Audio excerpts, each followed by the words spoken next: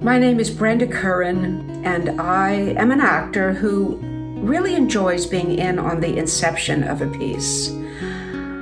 The developmental process is right up my alley. I would describe my relationship with the Houses on the Moon Theater Company as a straight-out love affair. In fact, I'm here talking to you right now as an early celebrant of House's soon-to-be 20th anniversary. In 2001, the brilliant theater artists Jeffrey Solomon and Emily Joy Weiner joined forces to amplify the unheard voice, to give it theatrical shape, to put it out on the stage, and with such surefire amplification, help to dispel ignorance and isolation, because being unheard is lonely. I began my participation as a storyteller with the Houses on the Moon production of gUN Country, stories of those whose lives have been impacted by gun violence. I began in a room with diverse individuals. I sat on the floor and listened as each one, including me, told their story of a gun. I remember the first person was a high school principal who could barely hold it together as he told the story of his beloved nephew being murdered. A beautiful young woman was only 5 years old. She remembers being in the living room with her mother when a bullet comes in through the window, hits her mother and kills her. It was a kid outside, didn't mean to, but he had a gun. A cop and a veteran of war. No matter how much he'd seen, his most painful memory was hanging out in the Bronx when one day a kid who'd gotten hold of a shiny object, a handgun, accidentally blew the head off of another kid. The cop's sister remembers she associated jumping rope with bullets flying. She had even witnessed a murder as a kid, but for her, it was an everyday thing.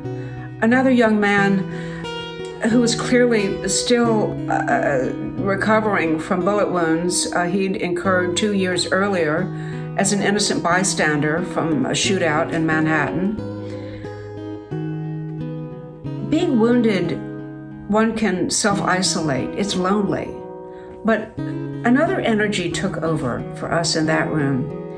Over the weeks and months, as Emily and Jeff helped us shape our stories, edit, sharpen our narratives because of the rapidly approaching debut of our public telling. But what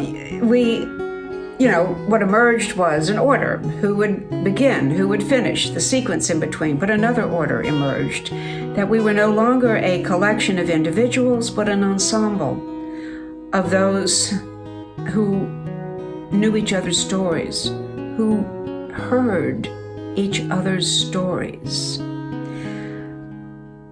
We had our debut, what began a 6-year journey of other venues. We would gather again when there was another venue, a hospital, a university, a college, a short theatrical run. We would be invited by organizations who were concerned with the gun crisis in this country.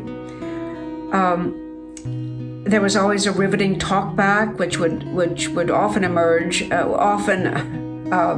spill over into a one-on-one conversation.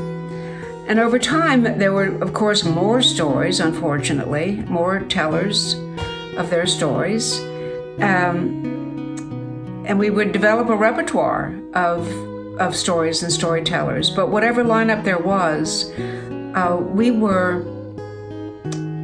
a community of listeners. We all sat on stage as each other told our story.